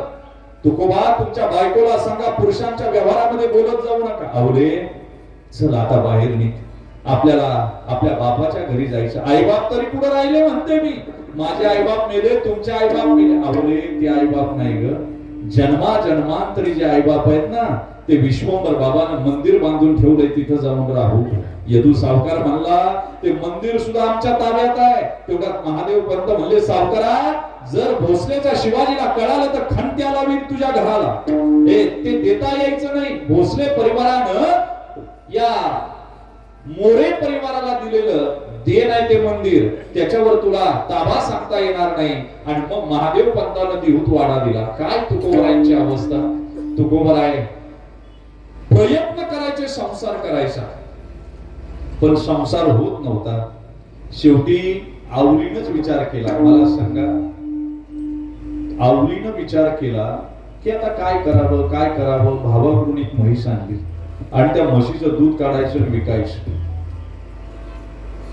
तुकोबराय आज कीर्तन करतात आणि चोर आले. देव परीक्षा पाहिजे थांबत नव्हता. तुकोबरायांचं दुःख अतुट होतं. तुकोबराय भजन करायचं सोडत नव्हतं. तुमचं आमचं असं आहे, जेवढं दुःख झालं की देवापासून आम्ही दूर जातो आणि संत दुःख झालं की देवाच्या जवळ जातात. काय जातात? हे वैशिष्ट्य. आम्ही देवापासून दूर जातो दुःख झालं की. आवलीने ते म्हैस भजन करत असताना रात्री चोर आले आणि चोरांनी तुकोबरायची म्हैस चोरून चालवली. आता देवाला काळजी पडली ना, देव वेताळाचं रूप घेऊन आला, दात इचकू लागला, केस विस्कटलेली, आणि चोर बोडकेच्या वाडीकडे निघालेले वरती. चोर म्हणले फार भूत झाली, आता आपण येलवाडीच्या बाजूला जाऊ. पुढे जाऊ, येलवाडीकडे आले, तिथेही हा दात इचकायचा आणि नुसता स्वतः आपटायचा. चोर म्हणले फार भूत झाली, जिकडं जाईल तिकडं हा दिसायला लागला. बस. आणि मग मात्र शेवटी चोरांच्या लक्षात आलं की आपण महाराजांची म्हैस चोरली म्हणून हे सगळं झालं. जिथं कीर्तन चाललंय तिथं आले, महाराज महाराज तुमची म्हैस चोरून चालवली, सगळीकडे भूत दिसतात हो. त्यावेळी महाराज म्हणले, असं डोळे उघडले, पांडुरंगाच्या मूर्तीत पाहिलं, निस्तेज झालेली मूर्ती, आणि डोळ्यातून अश्रू गाळू लागले. माझं कीर्तन नाही आवडलं तुला देवा, माझं भजन नाही आवडलं, तुला चोर आवडतात. अरे जर आला नाही ना तर घसा फोडून माथा आपटून जीव देईल. देव आले, एक तेज दिसलं मूर्तीत, आणि चोरांना म्हणले जा आता. चोर निघाले, रिकामे निघाले, दरवाजापर्यंत गेले, आणि तुकोबरायांनी मागे बोलवलं, म्हणजे इकडे या, तुम्ही म्हैस घेऊन जायची असेल तर जा. ते म्हणले जगलो हेच नशीब, आता कशाला म्हैस लागते, उलट दुसरीकडची चोरून तुम्हाला आणून देतो बुवा. तुम्ही आता याच्यातून वाचवलं, याच्यापेक्षा काय पाहिजे मला सांगा. शेवटी सकाळी तुकोबरायांना कळालं की हे सगळं झालं, पण देहू गावात वार्ता पसरली की तुकोबरायची म्हैस वाचली, म्हैस वाचली. आवलीला सुद्धा मया आली तुकोबरायांवर, आणि जेवायला वाढलं, दूध वाढलं. तुकोबराय म्हणतात, आवरे माझ्या पांडुरंगामुळे दूध, म्हैस वाचली, त्याला थोडं दूध दे ना. एक लोटी भर दूध दिलं आवलीनं, घेऊन गेले, पाय दाबले पांडुरंगाचे, देवा युगे 28 झाले रे, विटेवर उभा आहे, तुझे हातपाय दुखत असतील, पी ना एवढं दूध. अरे पिला, पण रोज एक लोटा भर दूध जायला लागलं. ती सनक बसली आवलीच्या डोक्यात, म्हणजे लेकरा बाळांना नाही ना, हर रोज निघून पाहिजे तू. एका रात्री म्हणली, महाराज उद्या मी दूध पाजायला जाते. आवले किती गुन्हा आली ग. एवढं तर पहिलंच केलं असतं तर देवाने किती कृपा केली असती. सकाळी उठले, आंघोळ केलं, दूध असं उकळलं तुम्हाला काय सांगू. पदरानं पातेलं धरलं, लोट्यात ओतू लागली, म्हणजे दूध पितो काय मुर्दा. घेऊन चालली गरम दूध तापलेलं. आता देव लटलट कापू लागला, हा देहूतला विठ्ठल पांडुरंग परमात्मा. प्यावा तरीचा भाव शुद्ध नाही, उकळलेलं दूध आहे, आणि न प्यावा तर एवढ्या दिवसाचं दूध पुढे गेलं म्हणून माझ्या तुकोबरायला गांजी. शेवटी तुकोबरायच्या काळजीपोटी देव उकळलेलं दूध पिला, आणि मान वाकडी झाली. आजही देहूच्या पंढरीश परमात्म्याची मान वाकडी आहे, आणि ओठाला फोड आला. सकाळी तुकोबराय काकड्याला जातात, आंघोळ घालतात, आणि पुसताना ओठ पाहतात. अरे अरे अरे देवा, कुणाच्या घरी गेला रे, काय गरम खाल्लं तू, कळत नाही तुला काय खावं. त्यावेळी देवाच्या डोळ्यातून अश्रू आले. तुकया, तुझ्या अस्तुरीला वाटतं की तू प्रपंच सोडून माझ्या नादी लागला, आजपासून तू माझ्याकडे येऊ नको, प्रपंच बघत जा. देवा घेईन मी जन्म यासाठी, देवा तुझी चरण सेवा साधावया. राग आला रे, राग आला, आणि राग आल्याबरोबर निघाले. चिपळ्या हातात घेतल्या, विणा गळ्यात अडकवला, कर्जाच्या मंदिरापाशी भजन केलं, तिथून भंडाऱ्यावर, तिथून भामचंद्रावर, तिथून गोरड्यावर, परत भंडाऱ्यावर. 5 दिवस गेले, 5 दिवस. अरे सगळे तिथले भक्त मंडळी शोधतायत महाराजांना, पण महाराज काही मिळेना. शेवटी आवली आईसाहेब आज 5व्या दिवशी उठल्या, पोरं निर्माल्यासारखी झालेली, गंगा महादी भागीरथ्या, अंगावर कपडे नीट नाही, आणि खायला काही नाही, चुलच पिटली नाही 5 दिवस. शेवटी आवली आईसाहेबांना कोंड्याची भाकर केली, एक लोटाभर पाणी घेतलं, दूध घेतलं, आणि तुकोबरायांना शोधायला निघाले. नाईबा भंडारा चढू लागली, पायामध्ये चपला नाही, पायतान नाही. अरे अरे अरे, घामाच्या धारा वाहत आहेत. 5 दिवस पाण्याशिवाय पोटात काही नाही. भाकरीचं गाठोडं डोक्यावर, एका हातात तांब्या, एका हातात दुधाचा तांब्या, आणि चढू लागली. सूर्य आग उगतोय वरून. अरे दुसरी चढण लागली, पायात काटा भरला, पंजातली कड मस्तकात गेली, मटकण खाली बसली, भाकर एका बाजूला, पाणी सांडून गेलं, आणि शिव्या देऊ लागली. विठ्या, वाटोळ होईल रे तुझं, वाटोळ. घर गेला, घरात घुसला, माझ्या सासू सासऱ्याला नेलं, पोरग नेलं, सवत नेली, जाव नेली, अजून तुझं भागलं नाही. माझ्या भ्राताराला वेड केलं रे, माझ्या माय बापे बरी नाही केली. पदरी बांधले भिकाऱ्याच्या, फुटका तो विना त्याला 2 तारा, घाली येर झाला पंढरीशी. ऐकाना रडायला लागली, आणि तेवढ्या असं लहान लेकराचं रूप घेऊन पांडुरंग आला. कांबळी खांद्यावर, घुंगर काठी, मुद्रा लावलेल्या, गुडघ्यापर्यंत धोतर, आणि आवली आईसाहेबांना विचारू लागला, या आई कुणाला शिव्या देते ग. विठा कोण आहे, तुझा सासरा नाही रे, तो पंढरपूरचा घर गेला, घरात घुसला, माझं वाटोळ केलं. तुझं नाव काय रे? माझे नाव विठू. एवढ्या जंगलात काय करतो रे? गुरं राखतो इथं. गुरं. काय झालं गाई? रडते का? पाय का दाबून धरला? काटा भरला रे बाबा. ये आई काटा काढून देऊ? आवली आईसाहेबांच्या डोळ्यात धारा लागल्या. ते तुला काटा काढता येतो?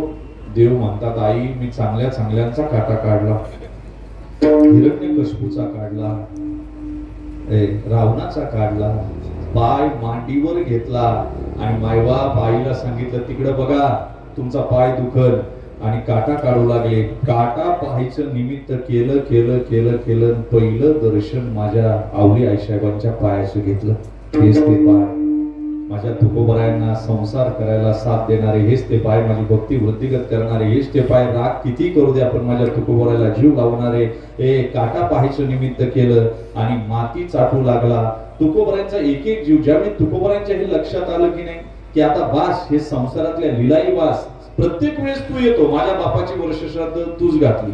एवढंच नाही, पोरींची लग्न सुद्धा अलगद वरच्या भागातले पाटील आणले, त्यांची लग्न करून गेली. मला काही राहिलं नाही काम. आता माझं सगळं संपलं आणि मग आता मला असं वाटतंय तुकोबराय म्हणतात आता आता दिसू नये जना. आता दिसू नये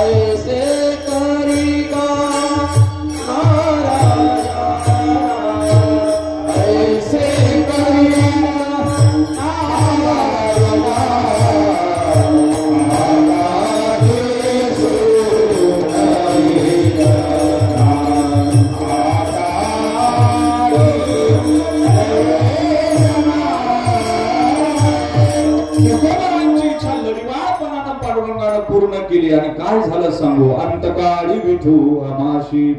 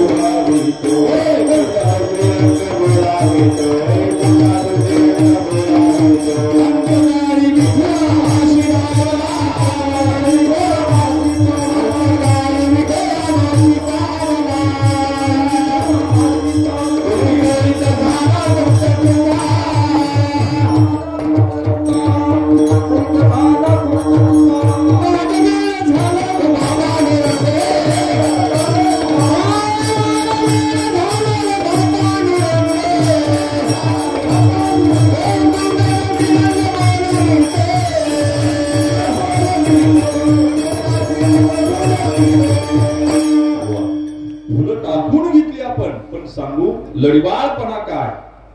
जगद्गुरु तुकोबाराची गाथा बुडवली बरं का. शेवटचा प्रसंग आहे आणि गाथा बुडवल्याच्या नंतर गाव पाटलांना सांगितलं कोपला पाटील गावीचे हे लोक आणि मग मात्र गाथा घेऊन निघाले. आवली आईसाहेब रडू लागली. पाय धरले. महाराज नका ना बुडू. तुकोबाराय डोळ्यातून पाणी आणतात. आवले आता गावचा पाटील कोपला, लोक कोपली, आता कोण भीक घालणार आपल्याला म्हणून गाथा बुडवला आणि बुडवल्या माग वळाल्या बरोबर मंबाजी बुवा सगळे विरोधक जेवढे होते सालो मालो सगळे हसायला लागले. अरे अरे अरे अरे हा तुकया बेडा यानं पहिला संसार बुडवला आणि आता परमार्थ सुद्धा बुडवला. तुकोबरायांना क्लेश झाले, मोठ्या दगडावर बसले थोरल्या डोहावर आणि रडू लागले. तुझेच गुण गायले आन ते बुडविले जणी. तेच बुडवले जळामध्ये, रडू लागले. आणि तुकोबराय बसलेले रडता रडता रडता अन्न पाण्याचा त्याग केला. बहिणाबाई पायाजवळ बसलेली, बुवा अर्धा कप दूध तरी घ्या बहिणे. त्याच्यासाठी तुळशी पत्र ठेवलं. काय चूक झाली ग? संसार जाळला, पोराकडे लक्ष नाही, देहाकडे लक्ष नाही, पण आज मात्र मी त्याचे वर्णन केले गुण सुद्धा बुडवावे लागले. तुकोबराय लहान लेकरासारखे डसडस रडू लागले. अरे एक दिवस 2-3 दिवस गेले. तिसऱ्या दिवशी भल्या प्रहारी पहाटे बाळ कृष्णाचं रूप घेऊन परमात्मा आला आणि तुकोबराच्या मांडीवर बसला. गार वारा लागत होता. देहू गावामध्ये पहाट व्हायची वेळ होती. पांडुरंग परमात्मा मांडीवर बसले. स्पर्श झाला. तुकोबराच्या डोळ्यातून अश्रू पटकन गळाले. देवा एवढा वेळ लागला? 3 दिवस झाले काही खाल्लं नाही रे, पाण्याचा थेंबही नाही. त्यावेळी देव म्हणले, तू खाल्लं नाही, तू पिलं नाही पाणी, मी तरी कुठं खाल्लंय, मी तरी वैकुंठात कुठं होता देवा 3 दिवस. तुझी गाथा धरून खाली पाण्यात उभा होतोय. उद्या सूर्योदयाच्या टायमाला हीच सोन्याची कंगण घातलेली, सोन्याच्या बांगड्या घातलेली इंद्रायणी तुझा गाथा वरती घेऊन येईल आणि जगाला अभंगरूपी गाथा प्रदान करेल. मायबाप तुकोबरायच्या मनात गाथा वर आला. हातामध्ये धरून दसदसा रडले, गोल फेऱ्या मारल्या आणि तुकोबरायांचं जीवन साफल्याकडे गेलं. पण आता तुकोबरायांना वाटत होतं आता दिसू नये जना, आता बात झाला, आता काय दिसायचे सगळं झालं. आणि तुम्हाला काय वाटतं तुकोबराय वैकुंठाला गेले? अजिबात नाही. तुकोबराय इथंच आहे वाकसईमध्ये. तुकोबराय आता इथं आहे. तुकोबराय देहूत आहे. फक्त पाहण्याचा दृष्टिकोन पाहिजे. ऐका ना, अजून पुढे बोलू. तुकोबरायांनी देह पडावा असं पांडुरंगाकडे मागितलं नाही, मरण यावं असं कोण म्हणेल? तो गाढवाचा बाळ आहे तुकोबराय म्हणले. मग ते कसे म्हणतील देह पडावा? ते म्हणत नाही देह पडावा. काय चिंतन असेल, कारण मरण मागायचंच नाही. मग तुकोबरायांना जायचं काय? पहा, शास्त्रानं सांगितलं अस्ति, भाती, प्रिय, नाम आणि रूप या 5 गोष्टी सांगितल्या शास्त्रानं, बरं का. अस्ति कधी संपत नाही. भाती वेदांत सांगतं हे ज्ञानाचं स्वरूप आहे. ज्ञान मिथ्या मानावं लागेल जर भाती संपलं तर. प्रियत्वही संपत नाही देवाबद्दलचं. मग संपत काय? तर नाम आणि रूप. अजून पुढे सांगू, स्त्री आणि पुरुषाच्या मिलनातून आपत्य होतं, बरं का. काही गुण स्त्रीचे येतात आणि काही गुण पुरुषाचे येतात की नाही बोला. लहान लेकरामध्ये जर दोघांच्या संयोगातून XY आणि XXY स्त्री बीज आणि पुरुष बीज याच्यातून जीवाची निर्मिती होत असेल तर काही गुण स्त्रीचे येतात आणि काही गुण लोक म्हणतात की नाही, कसा आईवर गेला, डोळे कसे बापावर गेले, चुलता म्हणतो माझ्यावर दिसतंय. ज्याला वाटतं ना ते आपल्याप्रमाणे म्हणतं की नाही मला सांगा. पण काही गुण येतातच की नाही. समजा बापाचं खोटं बोलणं आलं तर आईचं वाढावं बोलणं सुद्धा त्याच्यात येतच की नाही मला सांगा. आणि यावंच ना आई बाबा. तसं हे अस्ति, प्रिय, भाती हे बापाची गुण आहेत काय, आणि नाम आणि रूप हे आईचे गुण आहे. इथं संत फक्त नामन रूप, अस्ति, भाती, प्रिय शिल्लक राहत, म्हणून नाम रूप संपावा. आणि अजून पुढे बोलू का. एखादा चांगली वस्तू निर्माण केली तर ज्यानं निर्माण केली त्यानं लवकर जावं, तेव्हा त्या वस्तूचं महत्व कळतं. जर तो शिल्लक राहिला तर निर्माण केलेल्या वस्तूपेक्षा निर्माण करत्याकडे लोकांचा ओढ राहतो. काय बोललो मी कळालं तर पहा. म्हणून गाथा अद्वितीय निर्माण केली आणि तुकोबराय जर जास्त काळ राहिले असते तर गाथ्यापेक्षा लोकांनी तुकोबराय पूजले असते. काय झाले असते? अजून पुढे बोलू. तुम्ही जा ना घरी. माझं तर असं म्हणणं तुकोबराय घराघरात आहे. फक्त गाथा उचकून पहा, तुकोबराय तुम्हाला भेटतील. काय भेटतील? तुकोबराय भेटतील. अजून पुढे बोलू. आम्ही नाम रूपाने तुकोबराला शोधतो आणि तुकोबराय शब्द रूपाने प्रगट झाले. काय झाले? आम्ही नाम रूपाने, आम्हाला तुकोबराय देऊ, आम्हाला तुकोबराय आमच्या. अजून बोलू काय. आम्हाला तुकोबराय विना घेतलेले मांडी घालून बसलेले दिसतात. पण तुम्हाला सांगू, मंडूक उपनिषद जे आहे ते असं म्हणतं, गंगा जर वाहत राहिली ती समुद्राला जातपर्यंतच गंगा आहे. मंडूक उपनिषद काय म्हणतं? समुद्राला जातपर्यंतच गंगा आहे. तोपर्यंत 2 तीर आहेत, तिचं पाणी आहे, वाहतय पाणी. पण समुद्राला एकदा जाऊन मिळाली का आता काठ राहिली नाही, तिचं गोड पाणी राहिलं नाही, तिचं वाहन राहिलं नाही आणि स्वतंत्र गंगा सुद्धा नाव राहिलं नाही. तसं विद्वान ज्यावेळी नामरूपानं संपतो तो परमात्म्यामध्ये विलीन होतो. काय होतो? मंडूक उपनिषदानं फार गोड चिंतन सांगितलं आणि म्हणून तो जो विलीन होतो ना, तुम्ही जा ना गंगा संगम सरोवर पाहायला जा. मला सांगा, ज्यावेळी तुम्ही गंगा भेटते की नाही, तुका म्हणे गंगा सागरी संग अवघ्या झाल्या उर्मी एकमाय. मला सांगा, आता गंगेला पाहायचं असेल तर तुम्ही समुद्र पहा ना, तीच गंगा. काय तसं तुम्ही तुकोबरायला विना घेऊन बसलेले पाहता, त्याच्यापेक्षा तुम्ही पंढरपूरला गेले ना, विटेवर कटेवर हात ठेवून उभा असलेले सुद्धा तुकोबच राहायचे. कोण आहे ते? सुद्धा तुकोबरायच आहे, वेगळे काही नाही. आणि म्हणून तुकोबरायांना म्हणायचंय, मला नाम रूपानं संपवा आणि मला पुढे घेऊन चला. आता मी समजा लांडेवाडी मंचरवरून तुमच्याकडे कीर्तनाला आलो, माझं कीर्तन संपलं. आता जर खोपोलीला कीर्तन नसतं संध्याकाळी तर मी घरीच गेलो असतो की नाही? बोला, पुढे जाणार, जिथून आलोय तिथंच जाणार. म्हणून तुकोबराय म्हणले, देवाला सांगतात, ए नारायण असं करा, मला घेऊन चला. कुठून? जिथून आलोय आम्ही वैकुंठ वाशी आलो, याची ऐशी करी नारायण आता दिसो नये जना. तुकोबराय म्हणतात, हे मन असं आहे बरं का, हे मन मुरून गेलं, आता संपलं. तुकोबरायांचा शेवटचा काळ संपवतो कीर्तन 5 मिनिटांमध्ये. ऐका, तुकोबरायांचा शेवटचा काळ आहे. आणि काय झालं, तुकोबराय भानावर नाही, देहीच विदेही. आता जे गाथा मंदिर आहे तिथून पलीकडे येतात, खानुंबऱ्यात चढतात, तिथून येलवाडीला जातात, पण आपली पोरगी इथं दिलेली आहे याचं सुद्धा भान नाही. कोणी समोर आलं तर बोलत नाही, बोलवा बोलू नाही, मरोनिया जिने, ही अवस्था त्यांची झाली. आणि मग बोलत नाही कुणाशी, काहीच नाही. आणि तुकोबराय यायचे, घरात बसायचे, पण आवलीशी सुद्धा बोलत नाही. बरं, आवलीला प्रपंच प्यारा. आणि ज्यावेळी जाण्याची वेळ आली, तुकोबरायांच्या लक्षात आलं की आता निघावं लागणार आहे, तो आजचा दिवस. याच्या अगोदर कालच्या दिवशी त्यांनी आळंदीत कीर्तन केलेलं आहे. कुठे केलेलं आहे? माऊलीच्या समाधी पुढं. आणि अभंग चिंतनाला होता, घोटवीनला ब्रह्मज्ञानी हाती मुक्तात्मस्थिती सांडवीन. त्यावेळी दत्त भगवंत, कपिल मुनी, नारद महर्षी सगळे कीर्तनात आहे. आणि तुकोबरायाने हा अभंग घेतला आणि हे वाक्य आलं, घोटवीनला ब्रह्म. त्यावेळी हसायला लागले. ते म्हणले, अरे काय तुमचं वैराग्य आहे, आम्ही काय करू? घोटवीनला ब्रह्मज्ञानी हाती मुक्तात्मस्थिती सांडवीन. तिथं शेवटचं कीर्तन केलं आणि आजच्या दिवशी आले 12:02 उत्तर दिशेला नांदुरकीच्या झाडाखाली आलेले आहेत. आणि त्याच्या अगोदर रात्रीच तुकोबराय आलेले आहेत. पण वैकुंठ गमन झालं 12:02. पण तुम्हाला मी सांगतो, त्या नांदुरकीच्या झाडापाशी अगोदर येऊन तुकोबराय बसलेले आहेत. पण वैकुंठातून विमान काही येईना. आता बऱ्याच जणांचे प्रश्न फार मोठे मोठे, काय तुकोबराय वैकुंठाला गेलेच नाही. बरेच जण म्हणतात त्यांचा खून झाला. आता मी वकील आहे, फक्त तिकडे काम नाही म्हणून इकडे. आणि तसं काय नाही, केस आपणच जिंकणार, किती काही करा.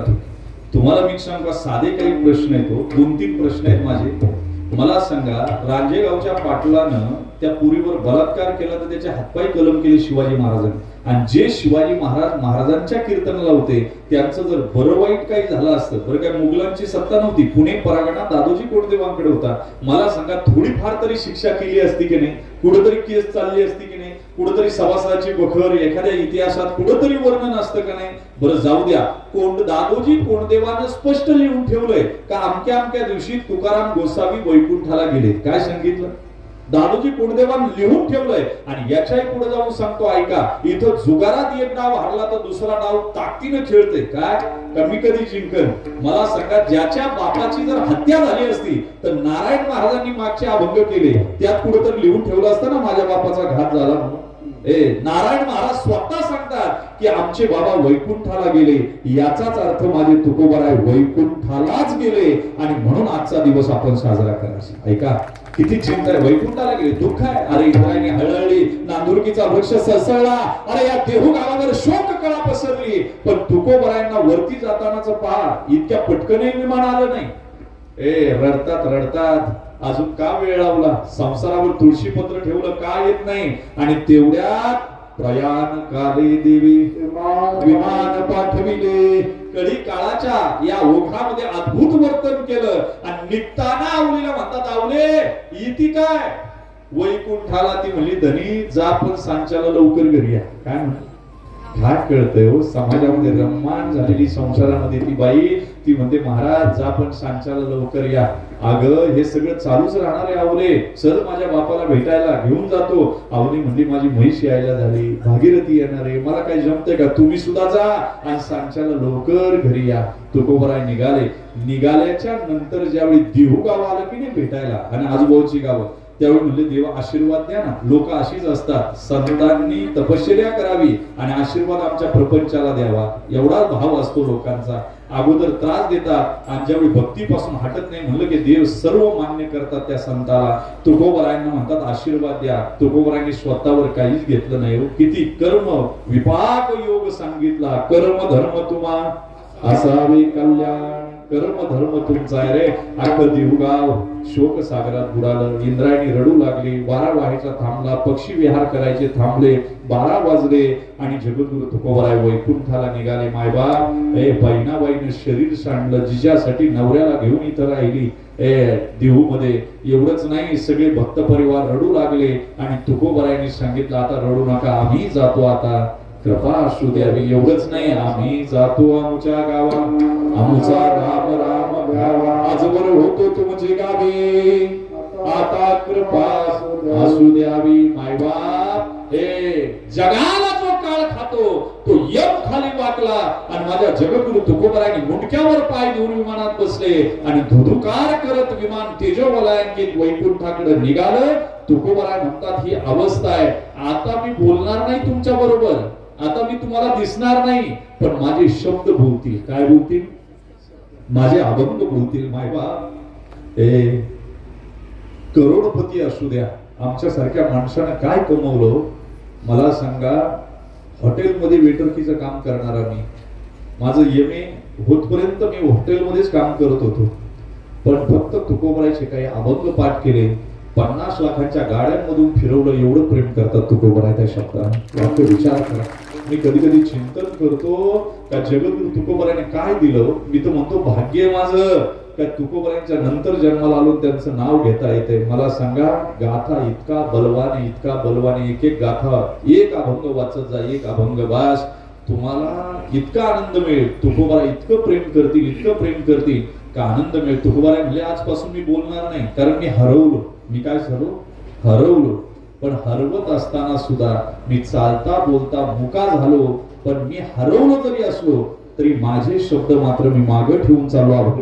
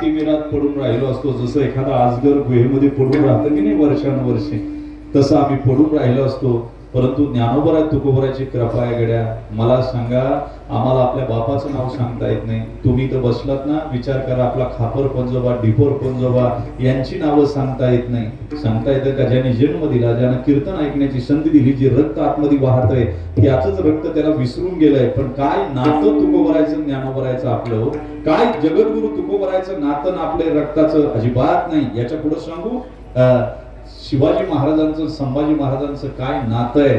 पण सूर्य सुद्धा त्यांच्या नावाशिवाय उगवत नाही आणि मावळत नाही. याचं कारण आपल्या रक्तानं फक्त आपल्याच रक्ताचा विचार केला आणि यांनी जगाचा विचार केला, आपल्या संसाराचं वाटोळ केलं. म्हणून ते सदैव हयात राहिले. आपण मात्र गेलो की संपून जातो, हे वैशिष्ट्य आहे. आणि म्हणून जगद्गुरु तुकोबाराय हे कधी वैकुंठाला गेले नसते तर नाम रूपानं संपले, पण अस्ति प्रिय भाती या 3 रूपानं, बापाच्या ब्रह्माच्या रूपानं ते शिल्लक आहे आणि ते शब्दामध्ये शोधावे लागतील. म्हणून गाथा चंद्राचं पारायण तुम्ही या ठिकाणी केलं. वास्तविक पाहता जगद्गुरु तुकोबाराय हा धगधगता सूर्य आहे, ज्वलंत सूर्य आहे. त्यांचं चरित्र जरी पाहिलं, त्या वाटेनं जाता येणं सुद्धा अवघड आहे. तुकोबाराय म्हणतात, नका जाऊ आमच्या वाटेनं, तुम्हाला जमणार नाही बरं का. सांगतो तुम्हासी ऐकावे कानी, आमुचे नाचणी नाचू नका, जोवरी तुम्हा मागिलांची आस, तोवरी उदास होऊ नका. संपूर्ण आग लावायची ताकद ठेवायची, मग तुकोबाराय आतमध्ये घ्यायचे. ते इतकं सोपं नाही. आपल्याला फक्त त्यांनी सांगितलेले मार्ग, त्यांनी सांगितलेले अभंग, त्यांनी सांगितलेलं जीवन असं थोडंसं काही जगता आलं तरी आपली बीज पूर्णत्वाला गेली असं समजावं. आणि तुकोबारायांचं वैकुंठ गमन दरवर्षीच होत असतं. या नासक्या तुसक्या देहाचा घोडा वैकुंठाला नेऊन थडकवणारे तुकोबाराय, विज्ञानाला असलेला क्वेश्चन मार्क म्हणजे तुकोबाराय, अजूनही त्यांना सापडलं नाही. अरे आज 12:02 नांदुरकीचं झाड हलतं. विशेष करा काय असेल त्याला सुद्धा तुकोबारायचा सहवास किती गोड वाटला असेल, पण तुकोबाराय जाताना ते सुद्धा हळहळलं असेल, कारण त्याच्यामध्ये सुद्धा जीव आहे. तुम्हाला मी सांगू, अरे थोरल्या डोहामध्ये काकुळतीला येणारे मासे आज पाहायला मिळाले असतील. देहूगावावरून वाहणारा वारा, या वाटसईमध्ये वाहणारा वारा, जिथून तुकोबारायांनी भजन केलं, जगासाठी केलं रे. मिरच्या तिकडून आणल्या, खाली नेल्या, किती गोड प्रसंग आहे. मला सांगा, आपण कालचं जन्माला आलेलं पोरग म्हणतं ही वस्तू माझी माझी म्हणतं. लग्न करून आणली पोरगी, दुसऱ्या दिवशी तिला कळतं की घरात किती चमचे, किती पेले, किती वाट्या आहेत की नाही मला सांगा. पण तुकोबारायांनी जगासाठीच वाहिलं. इथून मिरच्या नेल्या, खाली नेल्या, आज तिथंच परत धाकट्या पंढरीपाशी कीर्तन आहे संध्याकाळी, जिथं मिरच्यांचा व्यापार केला तुकोबारायांनी. मला सांगा, मिरच्याचा व्यापार करत असताना काही बाया आल्या आणि कशा दिल्या मिरच्या, म्हणले काही नाही. तिच्याकडे एक डब्बू होता, त्यावेळेचा 8वा भर तांदूळ होते. तुकोबारायांनी दिले, म्हणले घ्या मिरच्या. ती म्हणली बाई ढाळ द्या ना अजून शेत.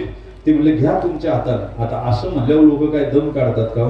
तिने असं चाचपडत थोडं घेतलं. महाराज म्हणले मिरच्या काय तुमच्या हाताला चावतात काय? मग तिने जास्त घेतले ना, अख्ख्या गावात बोंब केली, बाई देवचा वाणी आलाय, तुकाराम 9 वाजता वस्तू देतो. मग जे गर्दी झाली की नाही, एक जण तर असा आला दटिंगण होता गावातला, तो म्हणला माझं घर लय मोठं आहे, कुटुंब मोठं आहे, मला अख्खी 2 मिरच्याची पाहिजे. तुकोबाराय म्हणजे घेऊन जा.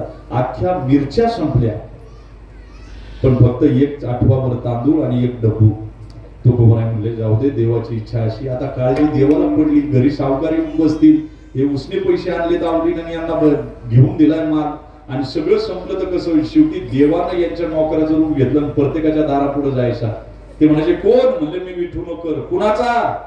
तुकाराम शेटवाणीचा, देहूचा. दिसला नाही मगाशी, मी जरा कामात होतो. कशाला आला? मिरच्याचे पैसे न्यायला आलो. ते म्हणजे महाराज तर काही बोलले नाही. ते म्हणजे ते काहीच बोलत नाही. वसूल करायचं काम नाही का? काय वसूल करायचं काम माझ्याकडे असते. ते म्हणले आम्ही मोजून मिरच्या आणल्या नाही. म्हणले मोजून देत नाही म्हणून तर त्यांचं नाव तुकाराम आहे. मोजून देत नाही म्हणून नाव तुकाराम आहे. म्हणले सांग बरं किती आणल्या? वजन बरोबर सांगितले तर पैसे. ते म्हणले मी सांगतो ना, प्रत्येकाला वजन बरोबर सांगितले, प्रत्येकाचे पैसे जमा केले. पण ज्यांना अख्खी गोण नेली होती की नाही, ते काय वठाना, देवाला सुद्धा घाबरणार नाहीच, घाबरत. ते पुढे उभं राहिलं. पैसे ते म्हणला मी उधार आणली, तुकारामाला माहिती आहे मी पुढच्या वेळेस देईन, आता माझ्याकडे पैसे नाही. ते म्हणले पैसे वसूल करायचं काम माझ्याकडे, मी मुनिमजी आहे, मी नोकर आहे, पैसे द्यावे लागतील. तो म्हणला देत नाही. म्हणजे नाही दिलं ना मी गळ फास लावीन. आणि केला ना फास तयार. कोणी? काय प्रेम आहे हो भक्तांवर मला सांगा. फास तयार केला. त्यावेळी मुघलांचं राज्य होतं बरं का. गावात जर घटना घडली ना अख्खं गाव हाणायचे मुघल. काय करायचे? आणि ती गावातली जमा झाली म्हणजे पैसे देतो का आम्ही वर्गणी काढून देऊ, मार खायची ताकद आमची नाही. शेवटी द्यायला लावले अख्खा गावाने पैसे, सगळे पैसे घेतले आणि थोडं पुढे आल्यावर चौधऱ्याचं रूप धारण केलं. गावचा चौधरी, आता कसा सरपंच तसे चौधरी, आणि गेले. तुकोबारायांनी आपलं जेवणाची तयारी केली होती, तो भात उकडायला टाकला होता आणि बसले होते. शंकराचं मंदिर होतं त्याच्या पुढे बसले होते आणि तेवढ्यात हे गेले. म्हणले जय हरी जय हरी. म्हणजे काय? म्हणले मी चौधरी या गावचा, तुमचे जे मिरच्या नेल्या ना त्याचे पैसे घेऊन आलो. फार त्रास घेतला हो. कशाला एवढा त्रास घ्यायचा? लोक तशी चांगली आहेत, आणून दिले असते. देव मला किती चांगले ते फक्त मलाच माहिती. मला अशी घ्यायची वेळ आली. म्हणले देव लोक चांगली म्हणतात. आता म्हणले आलेत ना जेवून जा. एक धप्पू दिला आणि त्या चौधऱ्याला सांगितलं आपल्याला तूप घेऊन ये. आता देव तूप आणायला गेले. आता देवाचा करतो मान्यता करतो, फक्त हवेत हात लोटा भर तूप आणि आणलं. तुकोबाराय म्हणजे गावात लय सस्ताई दिसती, लोटाभर तूप आलं. आता देव आणि तुकोबाराय जेवणार. एवढ्या ज्या मंदिरापुढे स्वयंपाक केला ना, ते शंकराचं मंदिर होतं. त्यांना वाटलं हा योग परत कधी यायचा. भिकाऱ्याचं रूप घेतलं हो शंकराने आणि आले. बुवा 4 दिवस झालं पोटात अन्न नाही. बसा ना. अरे तिघांनी मिळून जेवण केलं. संगती पंगती देवासवे घडे नित्या नित्य जोडे. देशाच पण खाली जाताना जिथं तुकोबाराय थांबायचे ते हे झाड आपलं भाग्यवान आहे. तिथं आपल्याला दर्शन करता आलं. आजही तिथली माती तुकोबारायांच्या पायाचा स्पर्श आठवत असेल. आजही ते झाड तुकोबारायांना आठवत असेल. कोणते अभंग म्हणले त्याच्या पोटात कैक अभंग असतील जे बाहेर आले नाही. त्या पोटात त्या झाडाकडे कैक तुकोबारायचे शब्द असतील. कधी तुकोबारायचं दुखलं असेल, कधी तुकोबारायला संसाराच्या चिंता असतील, कधी परमार्थ भेट झाली नाही त्याची चिंता असेल, कधी जीवनामध्ये दगदगीचं आयुष्य असेल. तिकडे सावकार बसले, तिकडे माल विकायचा आहे आणि परमार्थ हाताला लागत नाही. या द्वंद्वामध्ये तुकोबाराय या झाडाखाली बसले असतील. या झाडानं तुकोबारायला अनुभवलं, झाडानं तुकोबारायांना पाहिलं, झाडानं तुकोबारायचे शब्द ऐकले, अंतकरण वाचलं, तुकोबारायला मिठी दिली. म्हणून आज तुकोबाराय वैकुंठाला गेले. आम्हाला तुकोबाराय पाहायला मिळत नाही, पण या झाडाला आलिंगन द्या. काहीतरी झाडाखाली बसा, तुकोबारायचे शब्द तुम्हाला ऐकू येतील. तुकोबाराय तुम्हाला जवळ घेतील. तुकोबाराय तुमच्यावर प्रेम करतील आणि तुकोबारायांचा भावस्पर्श ती माती जरी कपाळाला लावली ना तरी तुकोबाराय कृपा करतील, कारण तुकोबाराय तिथं विसावलेले आहेत. वाक्य ध्यानात. आणि म्हणून आजच्या दिवशी जात असताना आपण एवढेच करूया की या झाडाखाली जिथं जिथं तुकोबारायचा स्पर्श झाला, अरे भंडाऱ्यावर भजन केलं, भंडारा मोठा झाला. तुकोबारायांनी थोरल्या डोहावर भजन केलं, जिथून वैकुंठ गमन झालं ते नांदुरकीचं झाड मोठं झालं. आणि इथेही तुकोबारायची तेवढीच ताकद आहे जेवढी देहूतली. आणि म्हणून हे एक तीर्थक्षेत्राचा दर्जा असलेलं क्षेत्र होऊ पाहतंय.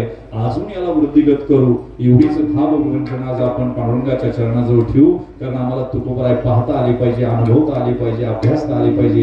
याच्यासाठी वाटसई हे तीर्थक्षेत्र व्हावं आणि फार मोठं हो, पर्यटनाच्या क्षेत्रामध्ये वरच्या उंचीवर असावं एवढीच अभिलाषा व्यक्त करू. ज्या तुकोबारायांनी पांडुरंगाचं भजन केलं ते एकदा भजन करा आणि शिवला विराम देऊ. विठोबा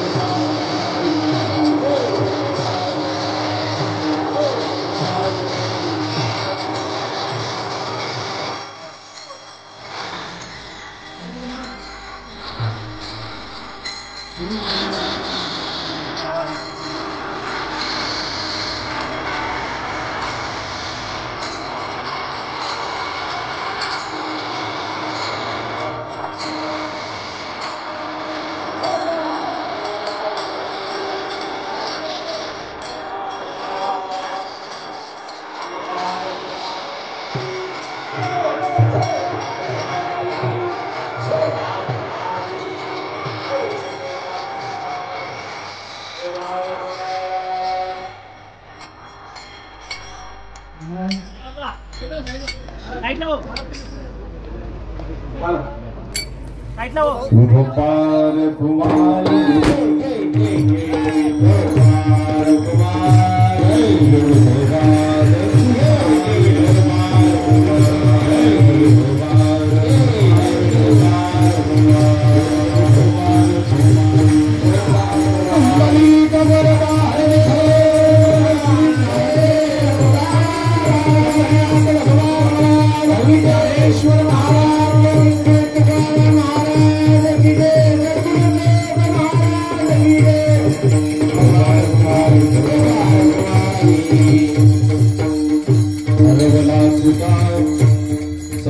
बोलो झाला पुकार आता दिसू नये जना ऐशे करी नारायणा. एकदा यांच्यासाठी टाळ्या वाजवा बरं. काही दिवसानं हा विना टाळ हा वासुदेव म्युझियम मध्ये दाखवावा लागेल पुढं. पण आपला मावळ प्रांत बरा आहे गड्या. इथं तुकोबरायची कीर्तन झाली, शिवाजी महाराजांच्या घोड्याचा टाफाचा इतिहास फुलला आणि त्यामुळे या पोरांना हे करावं वाटतंय. याच्यापेक्षा काय अजून पाहिजे मला सांगायचं. टाळ्या वाजवा यांच्यासाठी.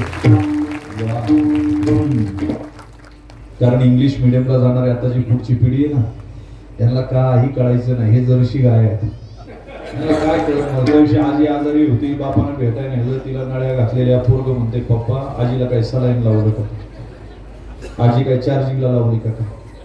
त्याला काय कळतंय हो. त्याच्यामुळं काही नाही. आताच्या पोरांना एवढं कळतं. ही दोन लेकर बघा किती गोड नाचत होती की नाही मला सांगा. त्यांचे आईबाप धन्य रे, संकल्प करून पोरं जन्माला घातले असते. धन्य त्यांची माय प्रसवली. सगळ्यांचे काम नाही गड्या. ही सगळी लेकर पुढे जाऊन फार मोठी होतील आणि संप्रदाय सांभाळतील, यात काही शंका नाही. पुनश्च एकदा आपण वाकसई झाड पादुका तुकोबरा यांच्या बीजेच्या निमित्तानं हा सप्ताह आयोजन करतो. महाराष्ट्रातले दिग्गज राजहंस या ठिकाणी आणून आपण सेवा केलेल्या आहे.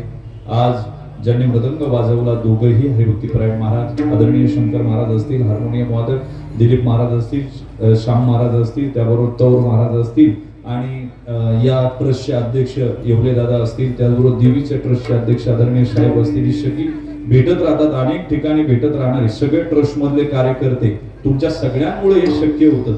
आम्हाला सगळ्यांची नावं घेता येणं अवघड आहे, परंतु अवघड आहे. ज्यांचा माझा स्नेह फार पूर्वीचा आदरणीय काका, खऱ्या अर्थानं जोशी काका फार पूर्वी मला इकडे आणलं होतं आणि त्याच्यानंतर पुन्हा आता फोन आला. मीही विचार केला चला खालीच जायचंय परत कीर्तनाला, तर जाता जाता जाता जाता कीर्तन करून जाऊ. या न्यायानं रात्री देहूत कीर्तन झालं, आत्ताच इथं झालं आणि आम्ही आमचं भाग्य समजतो की या देहाला तुकोबरायचं चिंतन करायला मिळतंय.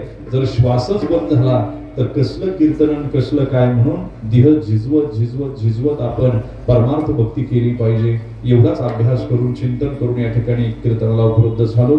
झालेली सेवा तुमच्या मायबापाच्या चरणी समर्पित करून वाणीला याच ठिकाणी विराम देतो. तुकाराम तुकाराम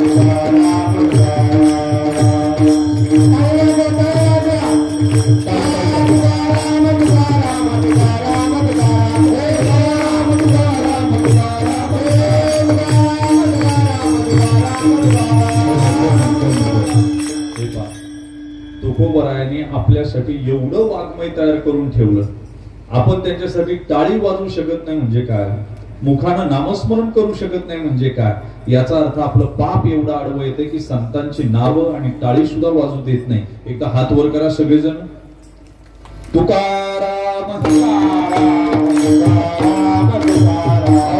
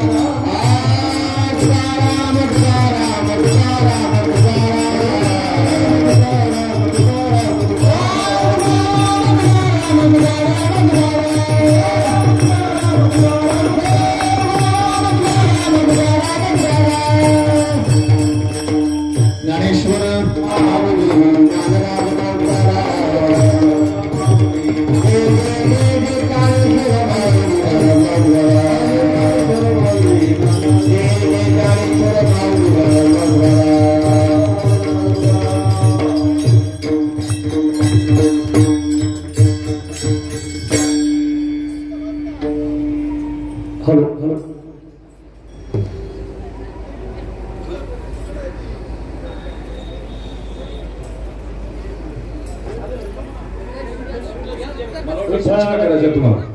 विठ्ठल जय जय विठ्ठल. विठ्ठल जय देवा